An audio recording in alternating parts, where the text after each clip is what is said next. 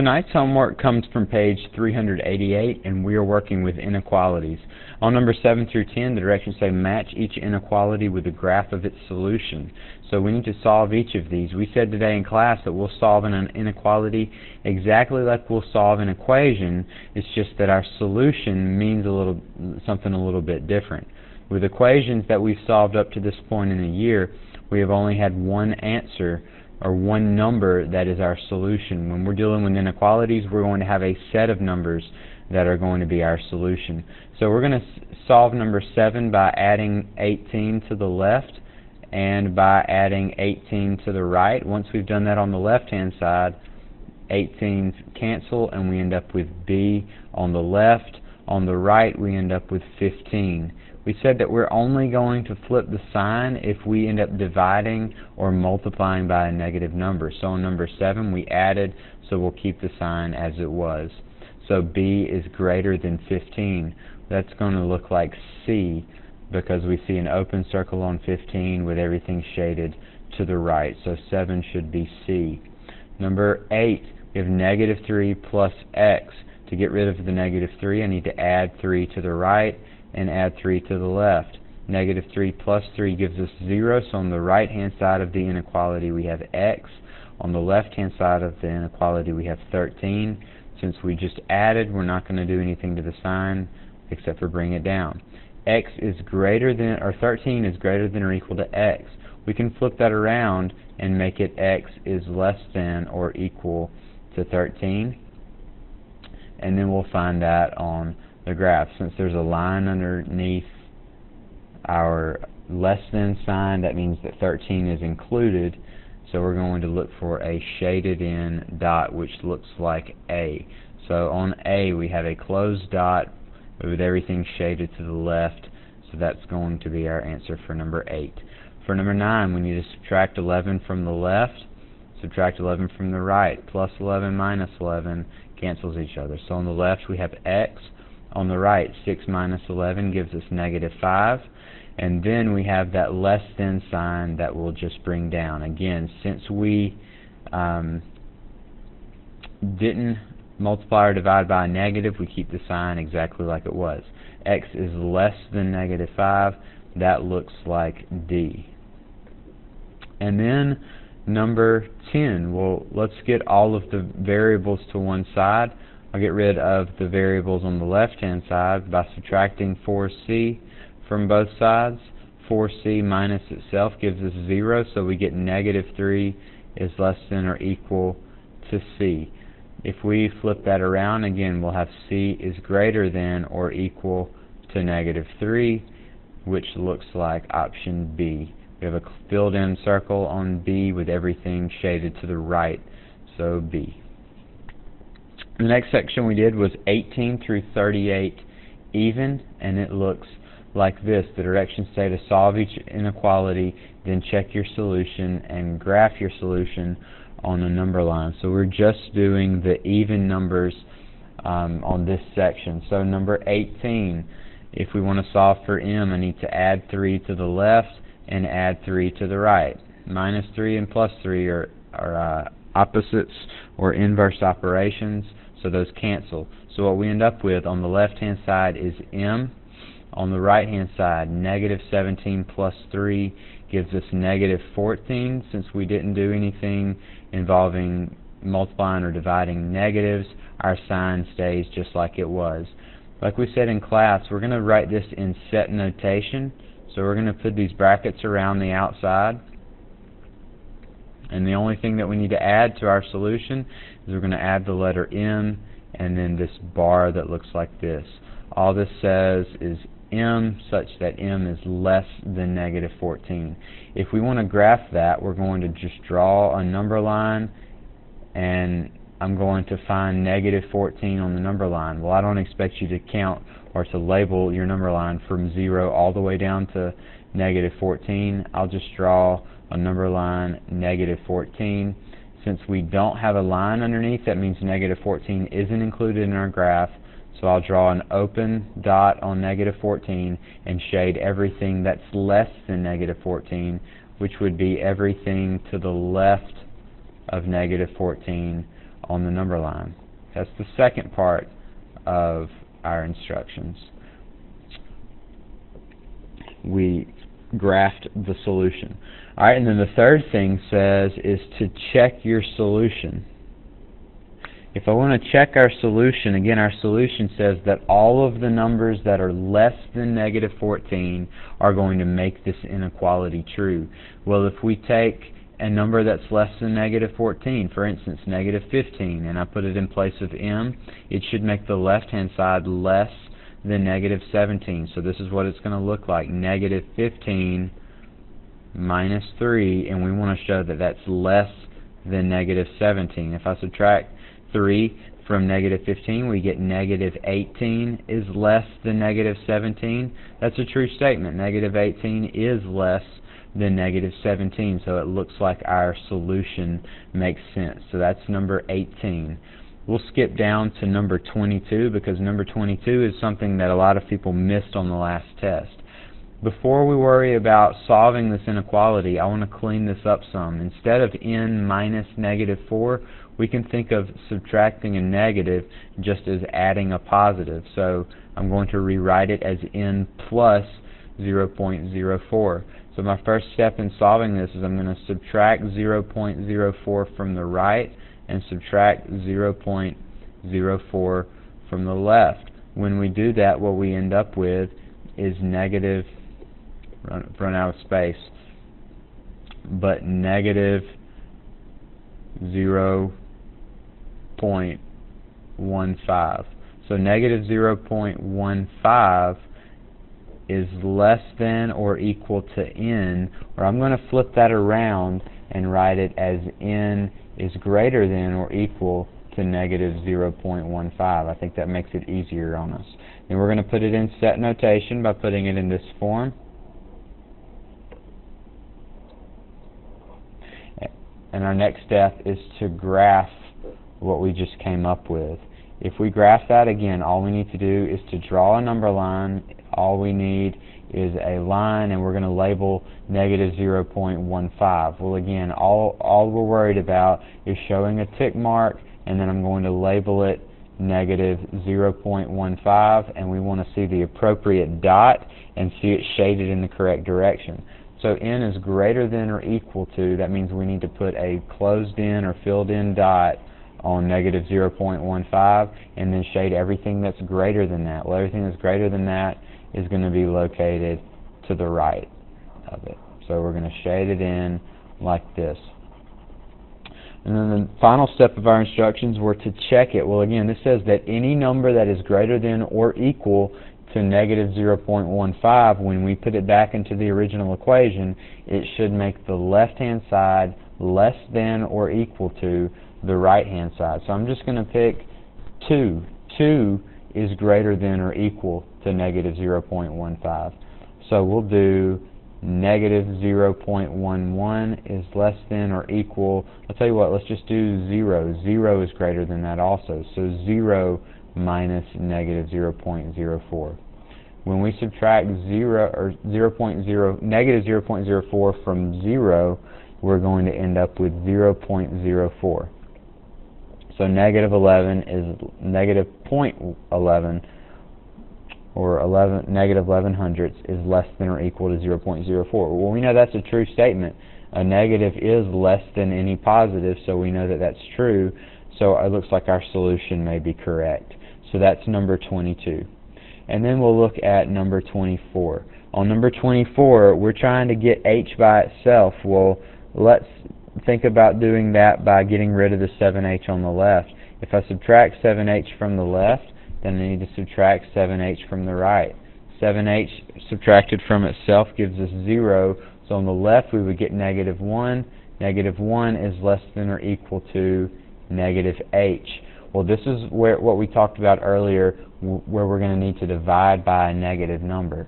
I have negative 1h, so we're going to divide the right by negative 1, and we're going to divide the left by negative 1. Negative 1 divided by itself cancels, giving us h. Negative 1 divided by negative 1 gives us 1. So on the left-hand side, we get 1. But what's going to happen is, since we divided by a negative 1, we're going to need to flip the sign. Instead of less than or equal to, we're going to flip it and make it greater than or equal to.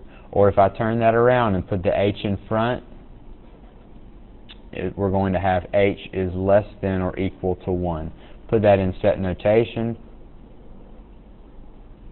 and it would look like this. Then we're going to graph our solution on a number line. I'm just going to put 1 on the number line.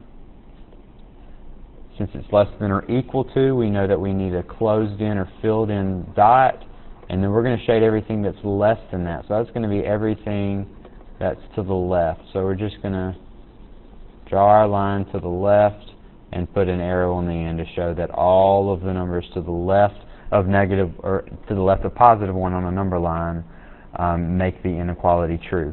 We can test that by picking a number that is less than 1. Let's do 0. So 7 times 0 is less than or equal to 6 times 0, and we'll see if that's true. Sorry, I left out the minus 1. 7 times 0 is 0. 0 minus 1 is negative 1. Negative 1 is less than or equal to, well, 6 times 0 is 0. We know that negative 1 is less than or equal to 0, so we confirm that our solution is correct. We would do the same things on the next section down, which we will look at a couple of those. Some of these involved more than one step to solve, so we'll look at some of these. 26, 28, 30, and 32 we also needed to do from this section. So let's look at 26. 26 looks like this. 3x plus 4/5 is less than or equal to 4x plus 3/5. Alright, if we want to solve that again, we're going to solve it exactly like we would solve any equation that we've solved this year. I would subtract 4x from the right and subtract 4x from the left. The 4x minus 4x cancels. So on the left-hand side of the equation, we're left with just x plus 4/5. On the right-hand side, I keep saying equation, but inequality is less than or equal to 3/5. If we want to continue solving that, we'll do that by subtracting 4/5 from the left and subtracting 4/5 from the right. 4/5 minus itself gives us 0, so what we end up with on the left is just x, and what we end up with on the left-hand side should be 3/5 minus 4/5 is negative 1/5. Messed up one more time. 3x minus 4x should be negative x. So we have negative x is less than or equal to negative 1/5. Well, we said a minute ago that negative x is the same thing as negative 1x. If we have negative 1x, we're going to need to divide both sides by negative 1. Negative 1 divided by itself gives us positive 1, so positive 1x. And then negative 1/5 divided by negative 1 is positive 1/5. Okay, but what we said is since we had to divide by negative 1, the less than or equal to sign is going to change to greater than or equal to. If we write that in set notation, it's going to come out looking like this.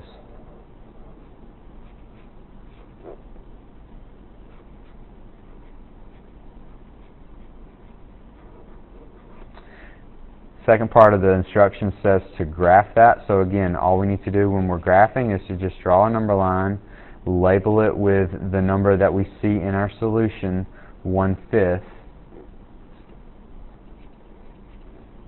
Put a dot on it depending on what type of inequality it is. If it's a greater than or equal to inequality, then we need to put a closed dot on 1/5. And then we're going to shade everything that's greater than or equal to 1/5. So that's going to be everything to the right on the number line, and we're going to put an arrow to show that that would keep on going forever. Just like on the others, we can check our inequality by picking a number that's greater than or equal to 1/5, because it says that those will make the inequality true. So I'll just pick the number 1 because that's greater than 1/5.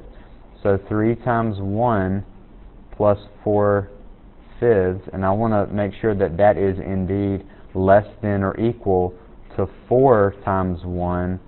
plus 3/5. Well, on the left-hand side, 3 times 1 is 3. 3 plus 4/5 is 3. I'm just going to write it as 3 4/5. On the right-hand side, 4 times 1 is 4. 4 plus 3/5 gives us 4 3/5. Well, our inequality comes out true. 3 4/5 is less than or equal to 4 3/5. So we know that that's going to work out. On the next page, we were doing numbers, or we were continuing down to 38, doing just the even numbers. So on these, we needed to define a variable, write an inequality, and solve each problem. So let's look at number 34. It says the sum of a number and 5. Well, sum means that we're going to add a number. We just need to pick a variable to represent that. We'll do n. So we're adding n and 5. So I'll write that as n plus 5.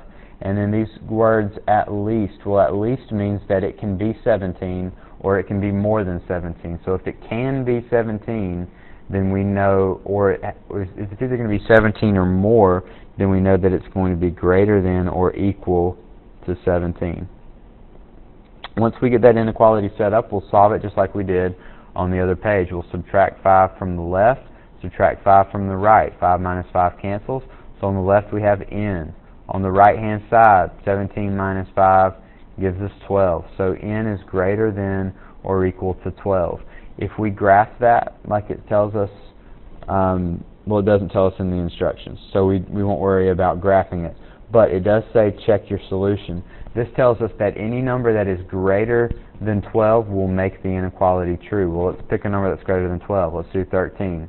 13 plus 5 is greater than or equal to 17. Well, if I add 13 to 5, we get 18 is greater than or equal to 17. That's a true statement.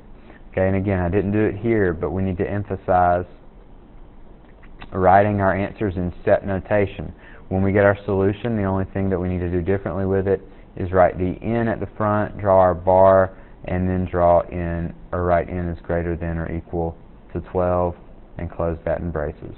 And we'll see more with this as we go throughout the year. And then if we look at our last page, there are a few problems, or actually we'll just stop there. Let's see one more. Let's look at 38. The sum of four times a number, 4 times, that means we're going to see 4 multiplied by a number, which we'll just call n. So 4n. The sum of that and 7, so 4n plus 7 is less than, so less than sign, 3 times that number. Well, 3 times, we know we're multiplying 3 and n, so I'll write that as 3n. Well, if we want to solve that, we'll do that exactly like we have the other inequalities on this page. I'll subtract 4n from the left and 4n from the right. 4n minus itself gives us 0, so on the left we have 7. On the right-hand side, 3n minus 4n gives us negative 1n. So again, I want to emphasize that is negative 1n, and that helps us when we're solving this. We know that we have to divide the right by negative 1 and divide the left by negative 1. Keep in mind, if we divide by a negative, we know that we're going to need to flip that sign. So instead of less than, we're going to have greater than. So negative 1 divided by itself cancels. On the right we have n. On the left we have negative 7. So negative 7 is greater than n, which means that n is less than negative 7. And we will write that in set notation, and it will look something like this. If we pick a number to make sure that that's true, let's pick a number that's less than negative 7. Let's do negative 8. So 4 times negative 8 plus 7, hopefully that is less than 3 times negative 8. Well, 4 times negative 8 is negative 32. Negative 32 plus 7 is negative 25. 3 times negative 8 is negative 24. So negative 25 is less than negative 24, which tells us that our solution is correct.